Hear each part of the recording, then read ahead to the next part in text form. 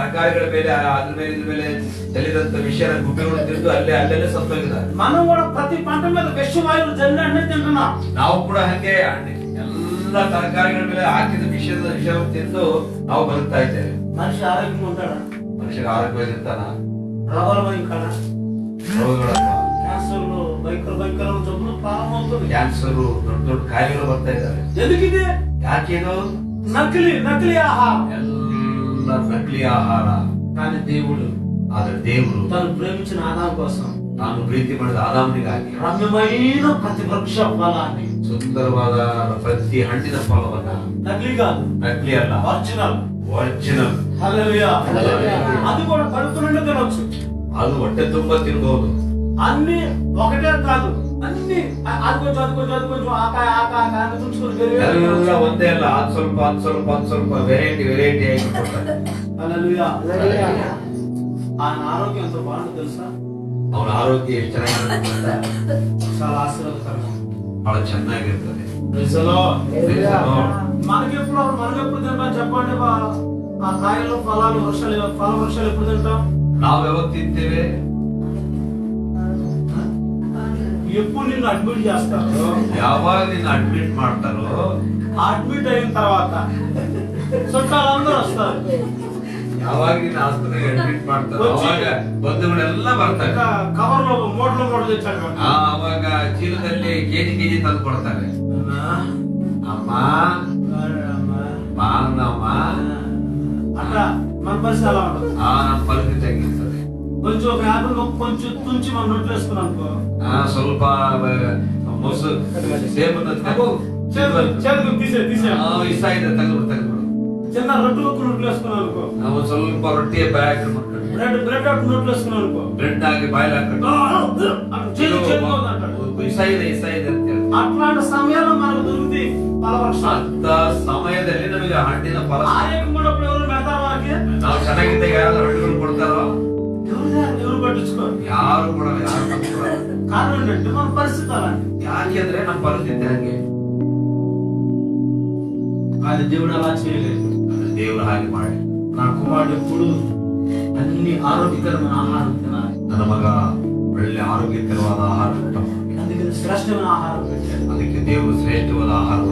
ఎంత మంచి దేవుడు చూడండి. ಎಷ್ಟು ಒಳ್ಳೆಯ ದೇವರು. నువ్వు తింటే ఓర్చుకోలేడు కాదు, నువ్వు తినకపోతే బాధపడతావు. ನೀನು ತಿನ್ನದೆ ಹೋದ್ರೆ ದೇವರು ಬಾಧಪಡ್ತಾನೆ. అనుకున్నావు కాదు. ನೀವು ಅದು ತಿಂದೆ ಇದು ತಿಂದೆ అందరికి తోకలేసి కాటాలేసి కొత్త బద్దలేసి చూసేవాడు కాదు. ಇಷ್ಟಿಂತ ಅಷ್ಟಿಂತ ಅಂತ ತೂಕ ಮಾಡೋ ದೇವರು. కొందరు పెట్టినప్పుడు పెడతారు, ಕೆಲವರು ಇಡದಿರ್ತಾರೆ. తర్వాత బొమ్మ ఎత్తుతున్నారు. ಇಂటి ಮೇಲೆ ಇಷ್ಟಿಂದ అలా అనుకునేది దేవుడు. ಅನ್ಕೊಡಲ್ಲ ದೇವರು. అన్ని రకాల పరోక్షాలు పెట్టి ఆరోగ్యపరంగా నా బిడ్డ ఉండాలని మనస్ఫూర్తి కోరుకున్నాడు. ಎಲ್ಲ ಹಣ್ಣಿನ ಮರದ ಹಣ್ಣನ್ನು ಇಟ್ಟು ಆರೋಗ್ಯವಾಗಿರ್ಬೇಕಂತ ಕೇಳ್ಕೊಳ್ಳೋ ದೇವರು. ఇంత మంచి దేవుడిని ಇಷ್ಟು ಒಳ್ಳೆ ದೇವರು ఏం చేసావయ్యా నువ్వు? ಏನು ಮಾಡಿದೀಯಯ್ಯ ನೀನು అనచప్పుడు ಅನ್ಬಹುದಾ? ఎప్పుడు అనకూడదు. ಯಾವತ್ತು ಹೇಳ್ಬಾರ್ದು. ఆది మానవునికి ఇలాంటి చక్కని ఫెసిలిటీ ఇచ్చాడు. ಆದಿ ಮನುಷ್ಯನಿಗೆ ದೇವರು ಇಷ್ಟೊಂದು ಸ್ಪೆಷಾಲಿಟಿ ಕೊಟ್ಟ. త్రాగటానికి నీళ్లు, ಕುಡಿಯುವುದಕ್ಕೆ ನೀರು. దీని కూడా ఆలోచించాలి దేవుడు. ನೀರಿನ ಬಗ್ಗೆ ಕೂಡ ಆಲೋಚನೆ ಮಾಡ್ಬೇಕ ದೇವರು. ఏదో తవ్వుకుంటే వచ్చేస్తుంది కదా నీళ్లు. ಅವಾಗಲೇ ಮಳೆ ಸ್ಟಾರ್ಟ್ ಆಯ್ತಲ್ಲ, ఏదో మురుకుంటే తాగొచ్చు కదా, ಎಲ್ಲೋ ಒಂದು ಇದರಲ್ಲಿ ಕುಡಿಬೋದಲ್ಲ, ఏదో నీళ్లు తాగొచ్చు కదా. ಯಾವ್ದೋ ನೀರು ಕುಡಿಬೋದಲ್ಲ. దేవుడు తను ప్రేమించిన కుమారుడు కోసం, ದೇವರು ತಾನು ಪ್ರೀತಿ ಮಾಡಿದ ಮಗನಿಗಾಗಿ ఉండే విషయంలో, దర్శించే విషయంలో, ಇರೋ ವಿಷಯದಲ್ಲಿ, తినే విషయంలో, ತಿನ್ನೋ ವಿಷಯದಲ್ಲಿ, తాగే విషయంలో కూడా ఆలోచన చేశాడు. ಕುಡಿಯುವ ವಿಷಯದಲ್ಲಿ ಕೂಡ ಆಲೋಚನೆ ಮಾಡಿದ. Praise the Lord. ఏమి నీళ్ళు ఇచ్చాడు వాళ్ళకి? ಯಾವ ನೀರು ಕೊಟ್ಟ ದೇವರು? సముద్రం ఉప్పు నీళ్ళు ఇచ్చాడా? ಸಮುದ್ರದ ಉಪ್ಪು ನೀರು ಕೊಟ್ಟನೋ? కిడ్నీలు పాడైపోయే నీళ్ళు ఇచ్చాడా వాళ్ళకి? ಕಿಡ್ನಿ ಹಾಳಾಗುವ ನೀರು ಕೊಟ್ಟನೋ? పొళ్ళని జ్ఞానం బట్టి పాడైపోయిన పళ్ళు రాకపోయి నీళ్ళు ఇచ్చాడా? ಅಲ್ಲ ಹುಡುಕಾಗಿ ಉದುರೋಗೋ ನೀರು ಕೊಟ್ಟ ದೇವರು. తాగితే షుగర్ జబ్బులు వచ్చి నీళ్ళు ఇచ్చాడా? ಕುಡಿದ್ರೆ ಶುಗರ್ ಬರುವಂತ ನೀರು ಕೊಟ್ಟನೋ? అర్థమవుతుందా? ಅರ್ಥ ಆಗ್ತಿದೆಯೋ? అలాంటి నీళ్ళే కదా మనకి అక్కడక్కడ దొరికేది. ಎಂತ ನೀರು ಕೊಡೋದು ಸಿಗದು ಇವಾಗ. కొందరికి లేని మంది జబ్బులు కూడా వస్తాయి. ಕೆಲವರಿಗೆ ನೀರಿನಿಂದ ಕಾಯಿಲೆಗಳು ಬರ್ತದೆ. ఈ నీరు తేడా వస్తున్నా అంతా తేడా వచ్చినట్టే. ನೀರು ವ್ಯತ್ಯಾಸ ಅಂದ್ರೆ ಎಲ್ಲ ವ್ಯತ್ಯಾಸನೇ. మరి తన కుమారుడికి ఏ రకమైన నీరు ఇచ్చాడు? ಆದ್ರೆ ತನ್ನ ಮಗನಿಗೆ ಯಾವ ನೀರು ಕೊಟ್ಟ ದೇವರು? ఆ 2వ అధ్యాయం 10వ వాక్యం చదువుతుంటే ಎರಡನೇ ಅಧ್ಯಾಯ 10ನೇ ವಾಕ್ಯ ಹೋದ್ರೆ చదవండి ఒకసారి. తోటలు తడుపునప్పుడు ఆ తోటను తడుపుటకు ఏదెన్లో నుండి ఒక నది బయలుదేరి అక్కడ నుండి చీలిపోయి 4 శాఖలాయను. హల్లెలూయా. ఏదెన్ తోటలో ఏం చేశాడు? ఏదెన్ తోటದಲ್ಲಿ ಏನು ಮಾಡಿದನು? ఒక నది పెట్టాడు.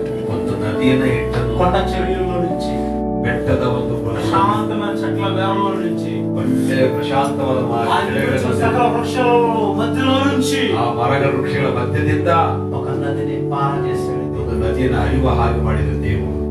హల్లెలూయా.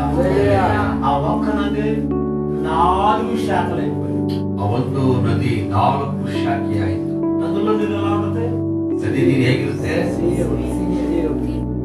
ಶ್ರೇಷ್ಠವಾಗಿ. ఎందుకంటే చెట్లు వేరల మధ్యలో నుంచి ఆ నీళ్లు పారుకుంటా ಯಾಕೆ ಗೊತ್ತಾ? ಮರಗಿಡಗಳ ಮಧ್ಯದಿಂದ ಹರಿದು ಬರುತ್ತೆ. చాలా ఆరోగ్యంగా ಒಳ್ಳೆ ಆರೋಗ್ಯ. అదే ప్రవహించే నదులంటే ప్రవహిస్తాయి, నిలిచిపోయే కొమ్మలు కాదు ఇవి. ಅದಕ್ಕೆ ಹರಿಯುವಂತ ನದಿಗಳು ಒಳ್ಳೆ ప్రవాహ జలాలు చాలా శ్రేష్టంగా ఉంటాయి. ಪ್ರವಾಹದ ನೀರು ಬಹಳ ಆಶೀರ್ವಾದಕರವಾಗಿ ಶ್ರೇಷ್ಠವಾಗಿದೆ. అలాంటి నీరు తాగుతాడు. ನೀರು ಕುಡಿದ್ರೆ ఆ మాట చెప్పాలంటే ಒಂದು ಮಾತ್ರ ಹೇಳ್ಬೇಕಂದ್ರೆ 2 వాడుతున్నాడు ಬೆಳ್ತ ನೀರು ಕೊಡ್ತಾ ಸಿಗುತ್ತೆ ಆದಾಮನಿಗೆ. దేవుడికి తెలీదా? ದೇವ್ರಿಗೆ ಗೊತ್ತಿಲ್ವಾ? ఏదో తాగుతాడే, ಏನೋ ಒಂದು ಕುಡಿತಾರೆ. తాగుతాడే, ಪ್ರಾರ್ಥನೆ ಮಾಡಿದ್ರೆ ಏನೋ ಕುಡಿತ ತಗೋ, ఆ తర్వాత నేను పరిశుద్ధపరుస్తాడే, ಆಮೇಲೆ ನಾನು ಪರಿಶುದ್ಧ ಮಾಡ್ತೇನೆ అనుకున్నాడా? ಅನ್ಕೊಂಡ ದೇವ್ರು ఆయనకి ఇవ్వటమే శ్రేష్టమైన నీటిని ఇచ్చాడు. ಆತನಿಗೆ ಕೊಡುವಾಗಲೇ ಶ್ರೇಷ್ಠವಾಗಿ ನೀರು ಕೊಟ್ಟ ದೇವರು.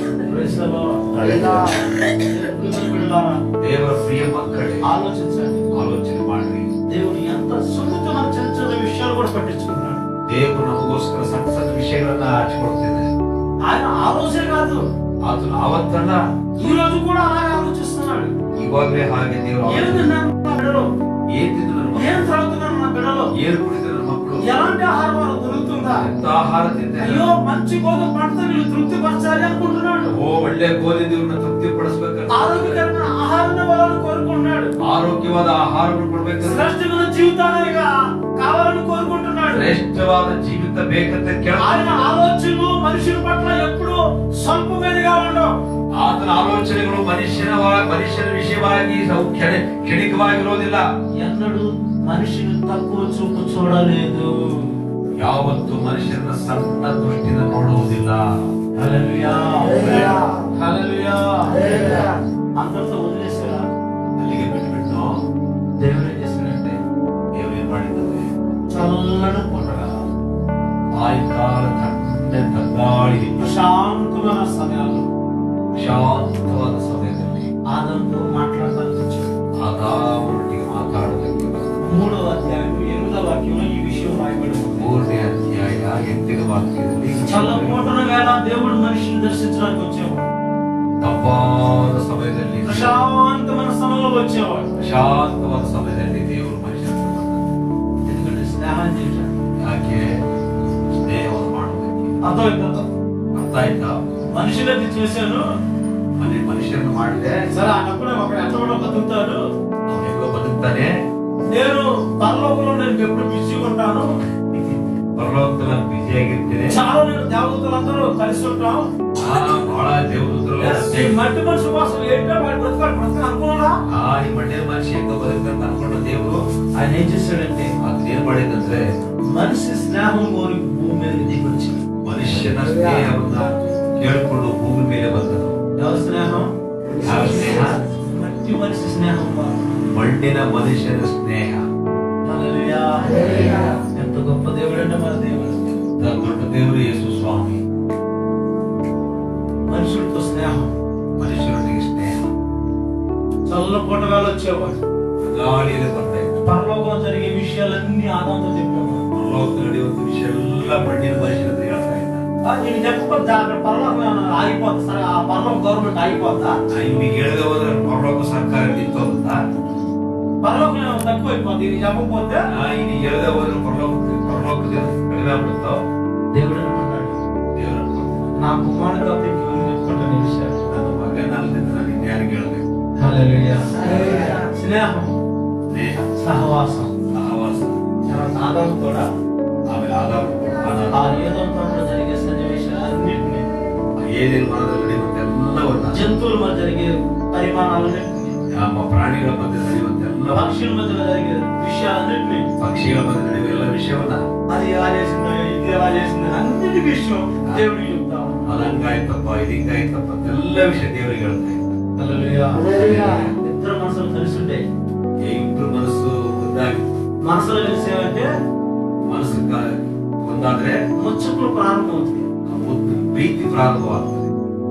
చేతులు కలిసేయంటే ಕೈಗಳು ಒಂದಾದ್ರೆ చప్పట్లు ప్రారంభం అవుతాయి. ಚಪ್ಪಾಳೆ ಪ್ರಾರಂಭವಾಗ್ತದೆ. వీళ్ళిద్దరు మనసులు కలిసేయంటే ಇವರಿಬ್ರು ಮನಸ್ಸು అసలు ಒಂದಾದ್ರೆ తెగట్లేదు ఇద్దరికి ముచ్చట్లు.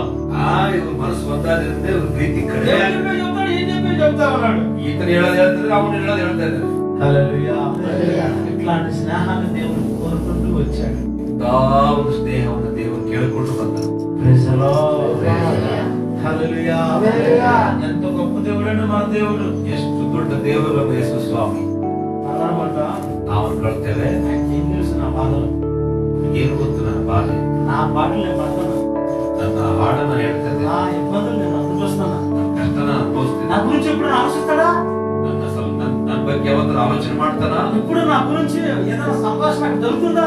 ನನ್ನ ಬಗ್ಗೆ ಏನಾದ್ರು ಸಂಭಾಷಣೆ ನಡೆಯುತ್ತೋ? నా గురించి ఎప్పుడైనా నేను ఇంత కష్టంతో నష్టంతో నేను సేవ చేస్తాను, విశ్వాసం చెప్తున్నా, ఎప్పుడైనా దావోదు గురించి నాకు చెప్పాడా? ಯಾವತ್ತಾದ್ರೂ ಇಷ್ಟು ಕಷ್ಟಪಡ್ತಾ ಇದ್ದೀನಿ, ನಾನು ಸೇವೆ ಕಷ್ಟಪಡ್ತಾ ಇದ್ದೀನಿ, ಯಾವತ್ತಾದ್ರೂ ದೇವದೂತರ ಬಗ್ಗೆ ಹೇಳಿದ್ನೋ అని మనం అనుకుంటున్నాం. ಅಂತ ನಾವು ಅನ್ಕೊಳ್ತೇವೆ. దేవుడు ఎప్పుడైనా ದೇವರು ಯಾವತ್ತಾದ್ರೂ మనం మర్చిపోయేవాడు కాదు. ನಮ್ಮನ್ನು ಮರೆತು ಹೋಗುವವನಲ್ಲ. యోగు గురించి పెద్ద మీటింగ్ లో చెప్తున్నాడు. ಯೋಗನನ್ನ ಕುರಿತು పెద్ద ಮೀಟಿಂಗ್ ನಲ್ಲಿ ಹೇಳ್ತದೆ. ఆ మీటింగ్ సైతాన్ కూడా వచ్చాడు. ಆ ಮೀಟಿಂಗ್ ನಲ್ಲಿ ಸೈತಾನ್ ಬಂದ. చూచావు నువ్వు ಎಲ್ಲಿಂದ ಬಂದೆ ನೀನು? ఆ భూమిలో అటు ఇటు తిరుగుతా వచ్చాను. ಅಲ್ಲಿ ಇಲ್ಲಿ ತಿರುಗ್ತಾ ಬಂದೆ ನಾನು. సరే తిరిగావని నా కొడుకు యోగును చూసావా? ತಿರುಗಿದೆ ನನ್ನ ಮಗನ ಯೋಗ ನೋಡಿದ್ಯೋ? దేవతలు అన్నాడు, యోగురా ದೇವದೂತರಿಗೆ మనిషి గురించి మాట్లాడతాడు కదా, మనిషి గురించి సాక్షి చెప్తాడు. వదిలిపెట్టి ನಾವು ಇಷ್ಟೆಲ್ಲ ದೇವದೂತರಿದ್ರೆ ನಮ್ಮ ಬಗ್ಗೆ ಮಾತಾಡೋ ದೇವ್ರು ಮನುಷ್ಯರ ಬಗ್ಗೆ ಮಾತಾಡ್ತಾರಲ್ಲ ದೇವ್ರು. అదవుతుందా? ಅರ್ಥ ಆಗ್ತಿದ್ಯಾ? మన గురించి ఎప్పుడు ఆయన పరలోకంలో ప్రస్తావన జరుగుతూనే ఉంది. ಆಮೇಲೆ ನಮ್ಮ ಬಗ್ಗೆ ಯಾವಾಗಲೂ ಪರಲೋಕದಲ್ಲಿ ಪ್ರಸ್ತಾಪ ನಡೀತಾ ಇರ್ತದೆ. ఈ రోజుకి ಇವತ್ತಿಗೂ మరిచే దేవుడు కాదు. ಮರ್ತು ಹೋಗೋ ದೇವ್ರಲ್ಲ. అనుకుంటున్నావేమో ನೀನ್ ಅನ್ಕೊಳ್ತಿದೀಯೋ నన్ను మర్చిపోయాడు ఆయన. ನಾನು ಮರ್ತು ಬಿಟ್ಟಿದ್ದಾನೆ. నాతో చెప్పాను ఆయనకి, ನನ್ನ ಹತ್ರ ಏನ್ ಕೆಲಸ ಆತನಿಗೆ? నేను చేయాల్సిన చేస్తున్నా కదా. ನಾನ್ ಮಾಡೋದು ಮಾಡ್ತಿದ್ದೀನಲ್ಲ. దేవుడిని బట్టి ఏం చేశాడు ఆ జీవితంలో? ನನ್ನ ದೇವ್ರು ನನ್ನ ಬಗ್ಗೆ ನನಗೆ ಏನ್ ಮಾಡಿದ ದೇವ್ರು మనం అనుకోవచ్చా? ಅನ್ಕೋಬಹುದಾ? ఆయన ఎప్పుడు స్నేహం కోరుకుంటున్నాడు. ಅದು ಯಾವಾಗಲೂ ಸ್ನೇಹವನ್ನು ఈ ಕೇಳ್ಬೋದು. రోజు ఒకళ్ళకి ఏదైనా కష్టం వచ్చిందంట, ಇವತ್ತು ಯಾರಿಗಾರು ಕಷ್ಟ ಬಂದ್ರೆ నీ రూమ్ లోకి వెళ్ళి ನಿನ್ನ ರೂಮ್ ನಲ್ಲಿ ಹೋಗು, కన్నీళ్ళతో ప్రార్థన చేయి. ಕಣ್ಣೀರಿನ ಪ್ರಾರ್ಥನೆ ಮಾಡು. ఆయన నీ ధోరణ ఆలకిస్తాడు. ఇద్దరు ముగ్గురు కూడి ప్రార్థన చేసుకున్నారు. ಇಬ್ರು ಮೂರು ಕೂಡಿ ಪ್ರಾರ್ಥನೆ ಮಾಡಿದ್ರೆ వాళ్ళ మధ్యలోకి వచ్చేస్తాడు. ಅಲ್ಲಿ ಮಧ್ಯಕ್ಕೆ ಬರ್ತಾರೆ, పరలోకం వదిలేస్తాడు. ಪರಲೋಕ ಬಿಟ್ಬಿಡ್ತಾರೆ, వాళ్ళ మధ్యలోకి వచ్చేస్తాడు. ಅವ್ರ ಮಧ್ಯಕ್ಕೆ ಬರ್ತಾರೆ. ఆయనకి కావాల్సింది ఏమిటి? ಅದಕ್ಕೆ ಬೇಕಾದ್ದೇನು? స్నేహం. ಸ್ನೇಹ. దేవుడు స్నేహం వెతుకుతున్నాడు. ದೇವರು ಸ್ನೇಹವನ್ನು ಹುಡುಕ್ತಾ ಇದ್ದಾನೆ. నువ్వేం చేస్తున్నావు? ನೀನೇನ್ ಮಾಡ್ತಿ? దేవుని పక్కన పెట్టి ದೇವರು ಪಕ್ಕಕ್ಕೆ ತಳ್ಳಿ ఈ ఈ లోకంలో చెత్త అంతా చెప్పేది ఆయన దగ్గర తెలుసుకుంటున్నాం. ಈ ಲೋಕದೆಲ್ಲ ಕಸ ಮುಸುರಿನಲ್ಲಿ ಹಾಕ್ತಾ ಬರ್ತೀನಿ. అంత తినాలి విధానం చెప్పే ఈ తిండిపోతు ముసలమ్మ దగ్గర తెలుసుకున్నాం. ತಿನ್ನವ್ರನ್ನೆಲ್ಲ ಹತ್ರ ಕರ್ಕಂತಿ. తర్వాత ప్రేమాభావం అని చెప్పి లేనిపోయిన ఎవరో అంతా వేరే వేరుతో స్నేహం చేస్తున్నాం. ಪ್ರೀತಿ ಪ್ರೇಮ ಅಂತೇಳಿ ಅವನೆಲ್ಲ ಬೇರೆಯವ್ರದ್ದು ಸಹವಾಸ ಮಾಡ್ತೀಯ. దేవుడు పక్కన నెట్టేసావు. ದೇವ್ರ ಪಕ್ಕಕ್ಕೆ ಇಟ್ಬಿಟ್ಟಿಯ. ఇది నీ జీవితంలో న్యాయమేనా? ಇದು ನಿನ್ನ ಜೀವನದಲ್ಲಿ ನ್ಯಾಯನಾ? న్యాయమేనా? ನ್ಯಾಯನಾ? చేయొచ్చు మీరు అట్లా? ನಾವು ಮಾಡ್ಬೋದು. ఆయన అనుకున్నట్టే నా కుమార్తె నేను స్నేహం చేయాలి, ನನ್ನ ಮಗ ಮಗಳೊಟ್ಟಿಗೆ ಸ್ನೇಹ ಮಾಡ್ಬೇಕು. Praise the lord. హల్లెలూయా. ఏదైనా తోటలో ఏ కార్యం చేశాడు?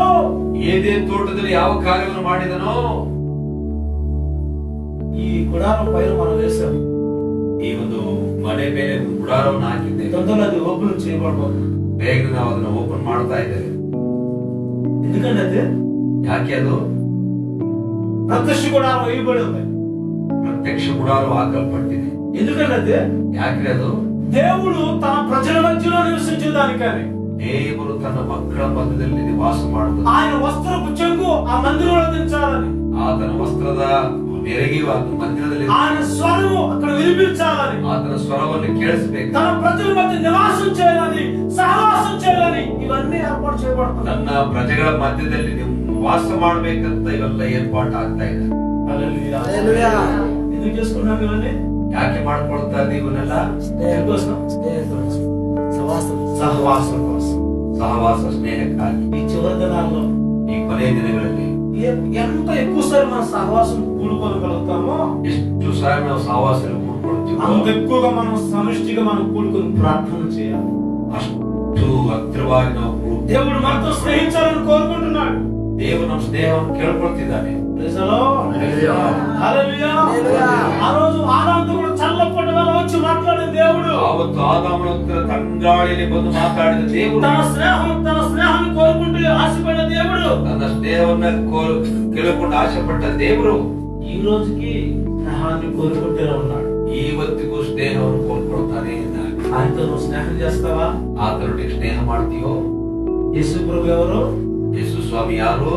శిష్యులను పిలవబడతా ಶಿಷ್ಯರಂತೂ ಕರೆಯದೆ నా స్నేహితులు అని మిమ్మల్ని పిలుస్తున్నాడు. ನನ್ನ ಸ್ನೇಹಿತರು ಅಂತ ನಿಮ್ಮನ್ನು ಕರೀತಾರೆ. హల్లెలూయా. హల్లెలూయా. దేవుడు మన మీద పెత్తనం చేయడానికి కాదు, ನಮ್ಮ ದೇವರು ನಮ್ಮ ಮೇಲೆ ದೊಡ್ಡತನ ಮಾಡೋದಕ್ಕಲ್ಲ, అధికారాన్ని చలాయించడం కాదు, ಅಧಿಕಾರವನ್ನು ಚಲಾಯಿಸೋದಕ್ಕಲ್ಲ, మనతో స్నేహం చేయాలని కోరుకుంటున్నాడు. ನಮ್ಮ ಸ್ನೇಹವನ್ನ ಬಯಸ್ತಾ ಇದ್ದಾರೆ. ఎంత గొప్ప దేవుడు అండి. ಎಷ್ಟು ದೊಡ್ಡ ದೇವರು. హల్లెలూయా. ఆ స్నేహం గల దేవుడు ಆ ಸ್ನೇಹ ಮಾಡುವ ఆదాముతో స్నేహం చేస్తాడు. ಆತನನ್ನು ಸ್ನೇಹ ಮಾಡಿದನು. నీతో స్నేహం చేయాలని కోరుకుంటాడు. ನಿನ್ನ ಜೊತೆ ಸ್ನೇಹ ಮಾಡ್ಬೇಕಂತ అయిపోతుందా? టైం అయిపోతుందా? ಸಮಯ ಆಗ್ತಿದೆಯೋ? ముగించే టైం అయిపోతుందా? ಮುಗಿಸೋ ಸಮಯ ಆಗ್ತಿದೆಯೋ? ముగిస్తా చెప్పండి, తొందర చెప్పండి. ಮುಗಿಸ್ಬೇಕು. నిజం చెప్పండి, అబద్ధం. ನಿಜ ಹೇಳಿ ಸುಳ್ಳು టైం అయిపోతుందా లేదా? ಟೈಮ್ ಆಗ್ತಿದೆಯಲ್ಲ? అయిపోతుంది కదా? ಆಗ್ತಿದೆಯಲ್ಲ? సరే, తొందరగా రెండు మాటలు చెప్పి నేను ముగించేస్తాను. ಸರಿ, ಬೇಗ ಏನು ಮಾತು ಹೇಳ್ಬೋದು. Praise the lord. హల్లెలూయా. ఈ ఉన్న వ్యక్తిని ఆదాముని ಈ ಆದಾಮನು దేవుడు ఏం చేస్తున్నాడంటే, ದೇವರು ಏನ್ ಮಾಡ್ತಿದ್ರಂದ್ರೆ ఆయన అక్కడ ఉన్నటువంటి ప్రతి జీవరాశిని తన దగ్గర పిలిచాడు. ಎಲ್ಲ ಜೀವರಾಶಿನ ಮಾತ್ರ ಕರೆದ ఆ వరుసగా వస్తున్నాయి ఇవన్నీ. ಎಲ್ಲ ಲೈನ್ ಆಗಿ ಬರ್ತಾರೆ. దేవుడు చూస్తా ఉన్నాడు. ದೇವ್ರು ನೋಡ್ತಿದ್ದಾನೆ. వీళ్ళిద్దరికి మ్యాచ్ అవుతుందా లేదా? ಇವರಿಬ್ಬರಿಗೆ ಜೊತೆ ಆಗ್ತಿದ ఏలుగు వచ్చింది.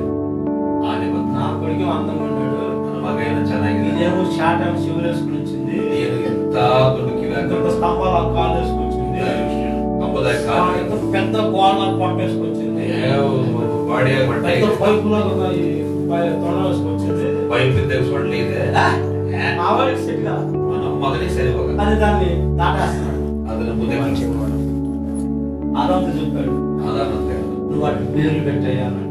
ನೀವು ಅವುಗಳಿಗೆ ಹೆಸರಿಡಪ್ಪ. ఏం పెట్టుకున్నాడు? పేరు పెట్టాడు. దేవుడు రావా? ದೇವ್ರಿಗೆ ಬರಲ್ವಾ ಹೆಸರು? పేరు పెట్టు చేత కదా? ಹೆಸರಿಡಕ್ ದೇವ್ರಿಗೆ ಬರಲ್ವೋ? చేత కదా? మరి ఎందుకు ఆదాము కప్పు చెప్పాడు డ్యూటీ? ಯಾಕೆ ಆದಾಮನಿಗೆ ಹೇಳಿದ್ರೆ ದೇವರು? ఆయన బిజీ అయిపోయాడా? ಆತನ ಬಿಜಿ ಆಗಿತ್ತು. దేవుడు బిజీ అయిపోయాడా? ದೇವ್ರು ಬಿಜಿ ಆಗಿತ್ತು. ఏది లేదండి. ಇಲ್ಲ ಇಲ್ಲ ಇಲ್ಲ. నా కుమారుడు, ನನ್ನ ಮಗ ఈ ఏదో తోడంతకు రాజు, ಈ ಏನೆಂದು ಮನಕ್ಕೆ ರಾಜನು, ఈయన అధికారి, ఇప్పుడు ಈತನ ಅಧಿಕಾರಿ. ఈయన చెప్తే జరగాలి, ಇವನು ಏನ್ ಹೇಳಿದ್ರೆ ಆಗ್ಬೇಕು. పేరు పెట్టి పిలిస్తే రావాలి. ಹೆಸರಿಟ್ಟು ಕರೆಯಕ್ ಬರ್ಬೇಕು. అందుకని పేరు కూడా చేత పెట్టేస్తాను. ಅದಕ್ಕೆ ಕೆಲ ಹೆಸರು ನಿಮ್ಮನ್ನ ಕೈ ನಡೆಸ್ತಾರೆ. అధికారం అంతా ఈ జీవితంలో ఉంటుంది. ಎಲ್ಲ ಅಧಿಕಾರಿ ಕೈ ఆ పుల్లే గానీ సింహాలే గానీ అన్ని పిలిస్తే రావాలి. ಹುಲಿ ಸಿಂಹ ಎಲ್ಲ ಕರೆದು ಬರ್ಬೇಕು. ఈయన మాట వినాలి. ಇವನ್ ಮಾತು ಕೇಳಬೇಕು. నా కొడుకు, ನನ್ನ ಮಗ ఈయన మాట ఇంత ఒకట, నా మాట ఇంత ఒకట. ಇವನ್ ಮಾತು ಕೇಳಿದ್ ಒಂದೇ, ನನ್ನ ಮಾತು ಕೇಳಿದ್ ಒಂದೇ. ఈయన మాటనే నా మాట ఉన్నట్టే. ಇವನ್ ಮಾತು ಕೇಳಿ ನನ್ನ ಮಾತು ಕೇಳದಂಗೆ సర్వాధికారం నేను ఇచ్చేసాను. ಎಲ್ಲ ಅಧಿಕಾರನು ಕೊಟ್ಟಿದ್ದೀನಿ. అని ఆ తోటలో అధికారం నుంచి నిర్ణయం చేశాడు దేవుడు. ಆ ತೋಟದ ಅಧಿಕಾರ ಕೊಟ್ಟು ನಾಯಕನ ಮಾಡಿದ ದೇವರು. ఎంత గొప్ప దేవుడు అండి.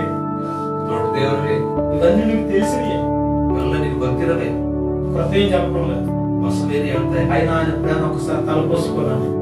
ಆದ್ರೆ ಆತನ ಪ್ರೀತಿನ ಒಂದ್ಸರಿ నా కుమారుడు అధికారం చెలాయించాలి, ನನ್ನ ಮಗ ಅಧಿಕಾರ నా ಚಲಾಯಿಸಿ, కుమారుడు రాజుగా ఉండాలి. ನನ್ನ మಗ ರಾಜನಾಗಿರ್ಬೇಕು. రాజు కాదు, ఆగి పని చేయాలి, దేవుడిగా ఉండాలా. ఇప్పుడు తలంచాడా?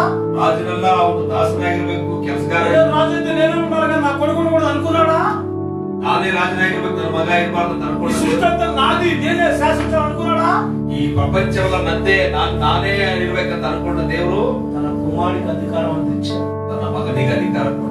ఎంత ప్రేమ గల దేవుడు, ಎಷ್ಟು ಪ್ರೀತಿಯುಳ್ಳ ದೇವರು. Praise the Lord. Hallelujah.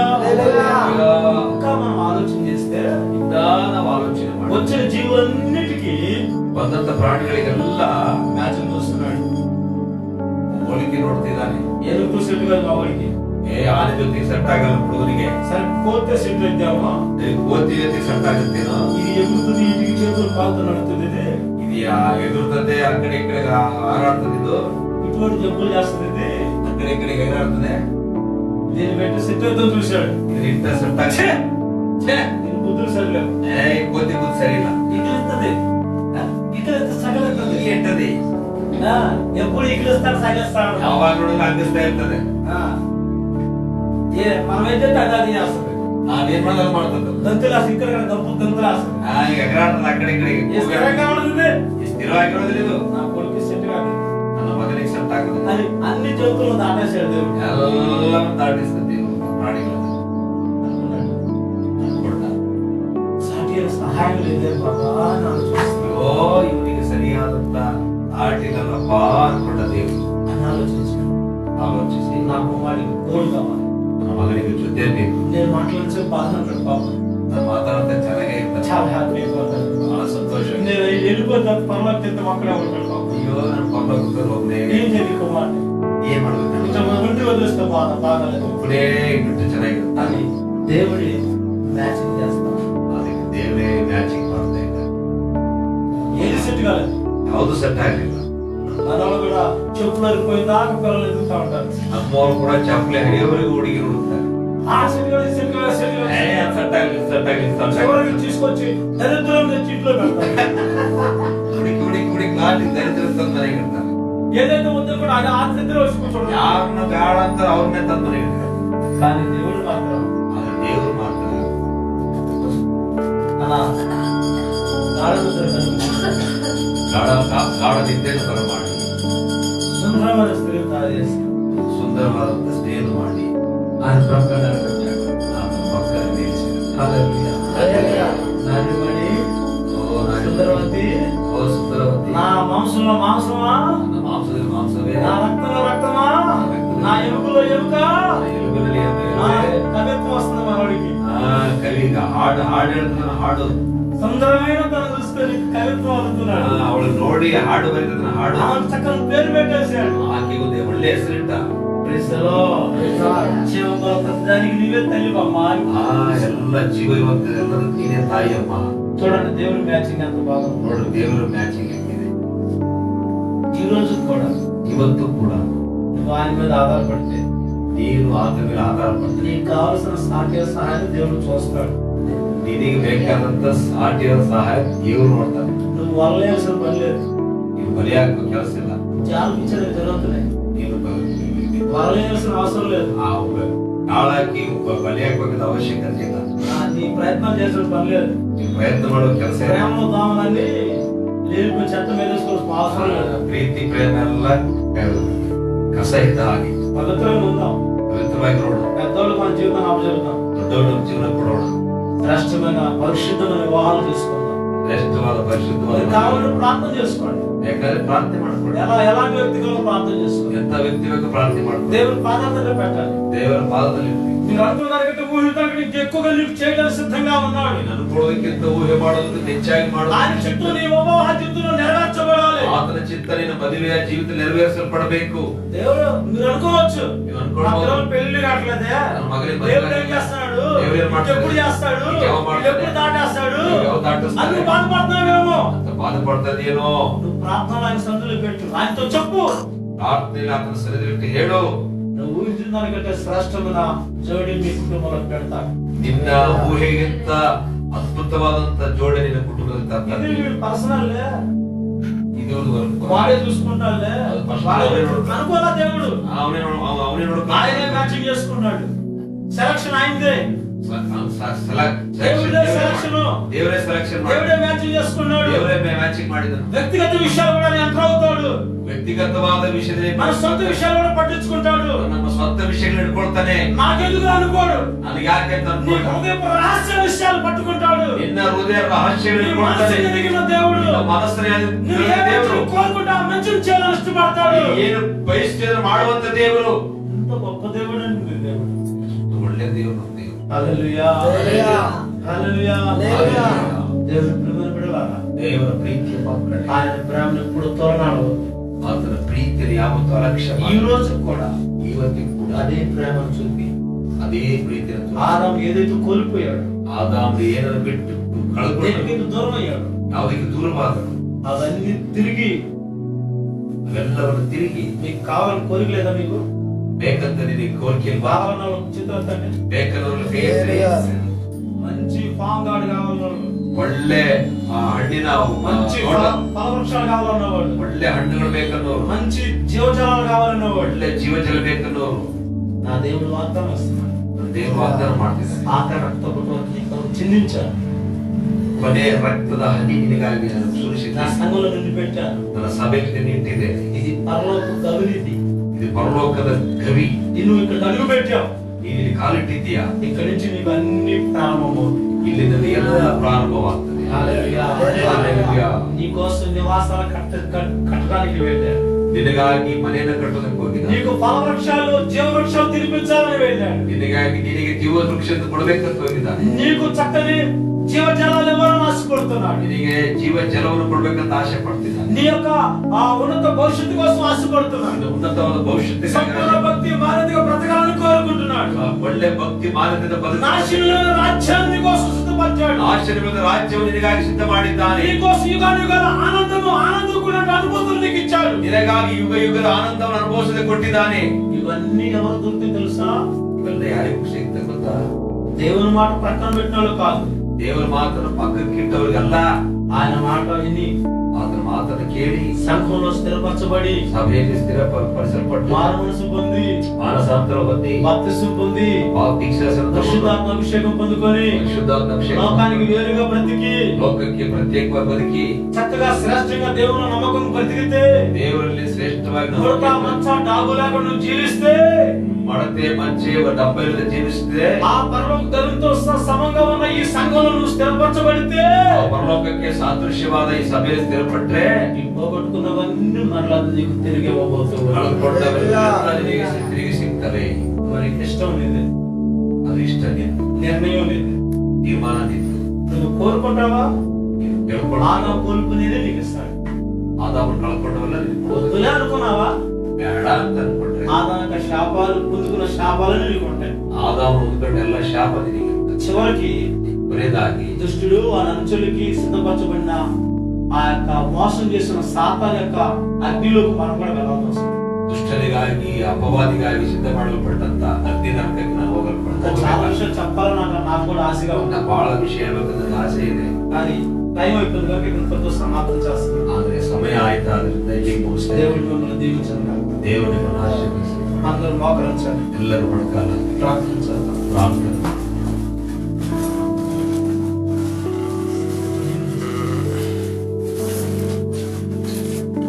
అది ఒక్క నిమిషం అందరూ మోకరించదు ప్లీజ్. విన్న వాక్యాన్ని బట్టి మరియు దైవ సేవకులు మంచి వర్తమానాన్ని అందించారు.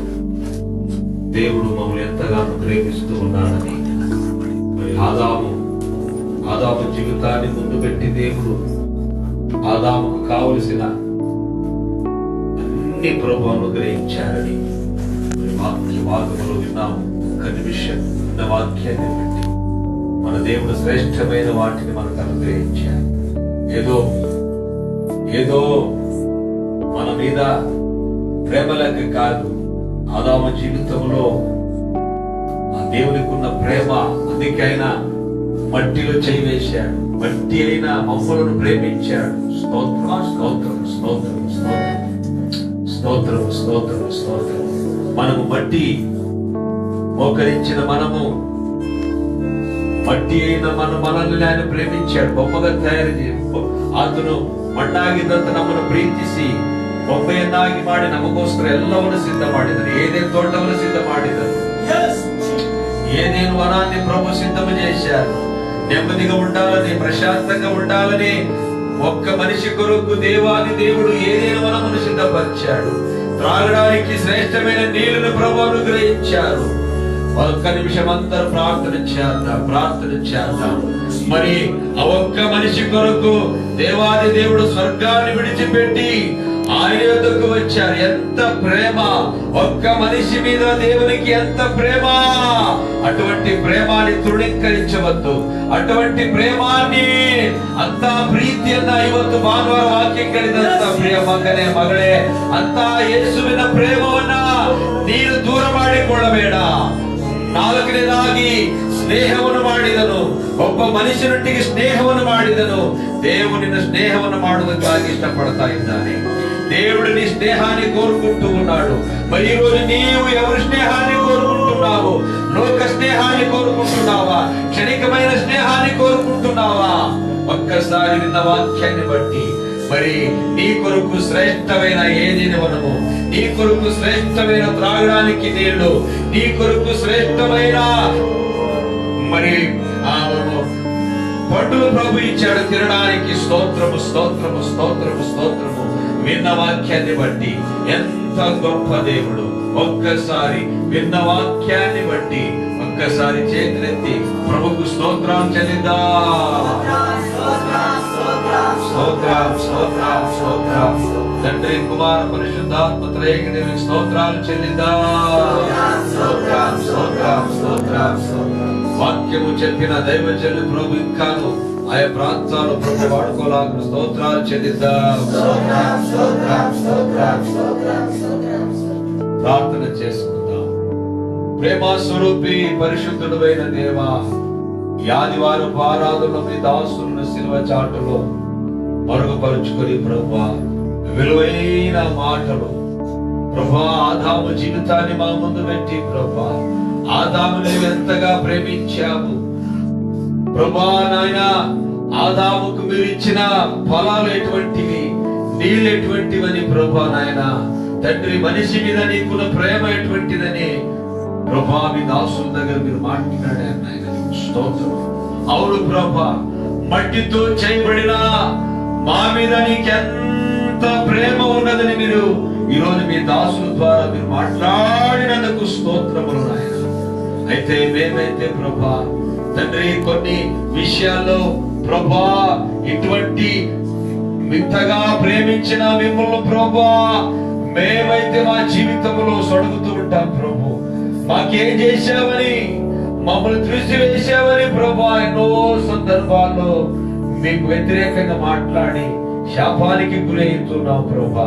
అయితే ఈ రోజు మొదలుకొని ప్రభా విన్న వాక్యాన్ని బట్టి ప్రభా ఇక మీదట నిన్ను పరీక్షించక ప్రభా ఇక మీదట నిన్ను బాధ పెట్టక నాయనా ఇంతగా మమ్మల్ని ప్రేమించావని ఇకాను మీకు సన్నిహితంగా జీవించి ప్రభా ఇకాను మీకు దగ్గర ఉండి ప్రభా నాయన ఇకాను మిమ్మల్ని ప్రేమించి మీ పోలికగా మార్చబడుటకు మా కృప అనుగ్రహించండి ప్రభువా. నీకు స్తోత్రములు నాయన.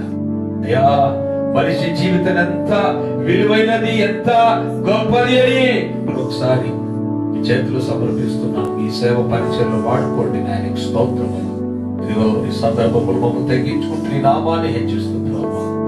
రానయ్యున్న నజరేయుడైన యేసుక్రీస్తు నామములో ప్రార్థించడి వేడుకొని నామ తండ్రి ఆమేన్. మన తండ్రి అయిన దేవుని ప్రేమయు కుమారుడు యేసుక్రీస్తు వారి కృప పరిశుద్ధాత్మ దేవుని సన్నిధి సహవాసం ఈ ఆరాధన పాల్పొందిన మాకు లోకములు సకల పరిశుద్ధులకు తోడుగా నడిపించుగాక. ఆమేన్. హల్లెలూయా. వందనాలు స్తోత్రాలు. ఒక్క విన్నపము దయచేసి అందరూ దయపడి ಎಲ್ಲರೂ ಕೂತ್ಕೊಳ್ಳೋಣ. ಒಂದು 5 ನಿಮಿಷ ಮುಗಿಸ್ತೇನೆ.